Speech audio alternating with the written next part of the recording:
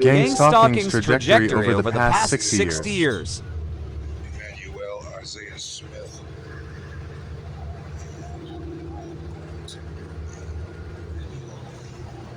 On the merits of the holistic sabotage of the American citizen through congressional negligence and gang-stalking. First and foremost, when gang-stalking was initially implemented, and my estimation is that the earliest manifestation of modern-day gang-stalking happened in the 1960s and 70s with the FBI's COINTELPRO Operation Hoodwink,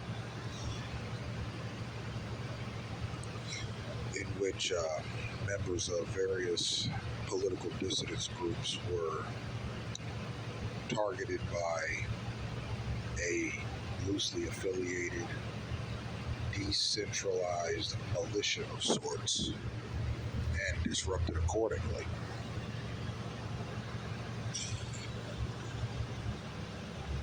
Present-day gang-stalking is more technological than the gang-stalking of the 1960s and 70s. In the 60s and 70s, it was basically word of mouth and interception possible. Nowadays, you have, particularly with the Fusion Center, law enforcement mechanism.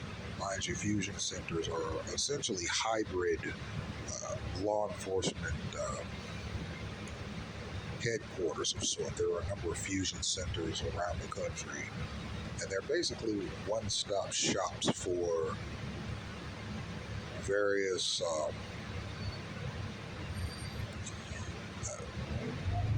law enforcement, intelligence, and military data gathering with respect to criminals and potential terrorists. That includes fugitives from justice.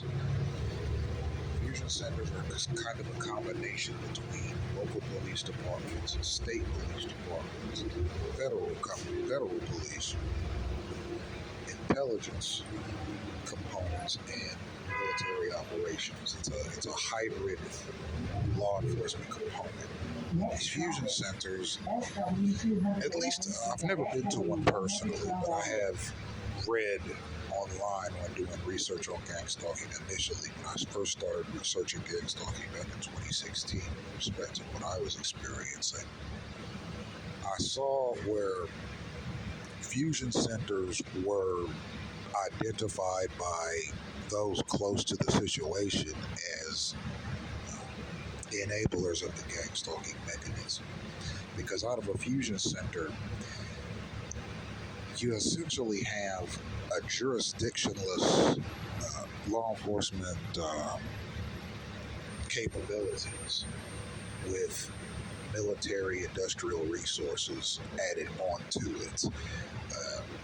So it gives you the impression that over the past 60 years in particular, the law enforcement mechanism in the United States has evolved exponentially.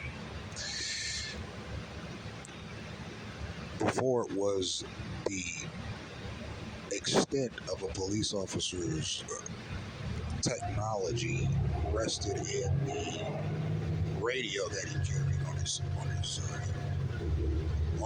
uniform. Nowadays, you have radio technology that far supersedes that. You have satellite technology that local law enforcement departments feed from. You have email technology. You have Cellbrite, which is a technological platform that allows you, as a law enforcer, to essentially copy data from any cellular device. That's Cellbrite copies are typically subpoenaed by a court with respect to the defendant who has been accused of something.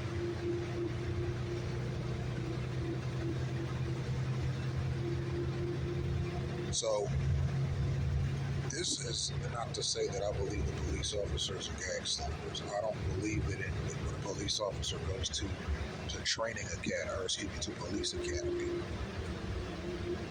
which is their training module, that there's a chapter in their books, in their police manuals that says how to gang stalk. Okay? What I'm saying is this. Gang stalking is something that people have to report on. They have to report their experiences, and they have to report what they believe is going on. Now, quite frankly, and to be totally honest, the only way a targeted individual can report these matters the way they need to report it is if they go online and go on social media and report it to the general public. Because otherwise, how are people going to find out about it? There's no way. Because not everyone's a targeted individual. You have some people that just live their lives. You have other people who are in basically a disruption protocol for whatever reason. There are a number of reasons that I've named in previous videos that a person winds up in the gang-stalking campaign. Just scroll over and listen to a few of them. And furthermore, I'm not of the mindset that police officers are exchanging ideas with each other on how to gang-stalk people. I think the domination tactics that some police officers use, that gang stalkers also happen to use on people, are learned. A police officer sees a number of other police officers doing or saying something with respect to each other or the general populace, those that they interact with. An officer begins to see it as the norm, and he starts doing it. It's not as if these officers are saying to each other, hey, let's go gang stalk some people today, or let's go try and find some criminals to gang stalk. It's not like that. It's a learned behavior. There are enough people out there participating in and using the signaling mechanisms that are present in gang stalking to where there are a lot of people that see it every day and see gang stalking is strategically implemented. It's strategically implemented in the sense that the people that teach people how to gang stalk are apt to doing that in places that are crowded, places that there are a lot of people, so that more people can see the domination tactics that are used in these. So when I say domination tactics, I'm referring specifically to vehicular maneuvers, space crowding, essentially guys that you don't know or who have been pointed your way, finding this way or that to pester. So these are typically what I refer to as domination tactics. There are a lot more. I could actually go down the list and describe each one of them. But at the end of the day, here's what you have. And before I say this, I'll say this. I like Charles Darwin's work. Charles Darwin was the zoologist who coined the survival of the fittest moniker. His philosophy on social interactions is similar to Ragnar Redbeard's, the author of the book Might is Right. They believe simply whoever's stronger should have their way, and whoever's weaker should bow to whoever's stronger. And it's just that simple.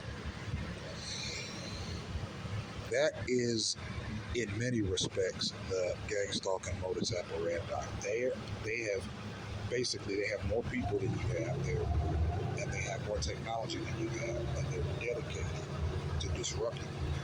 And that, in their mind, gives them the right to do that.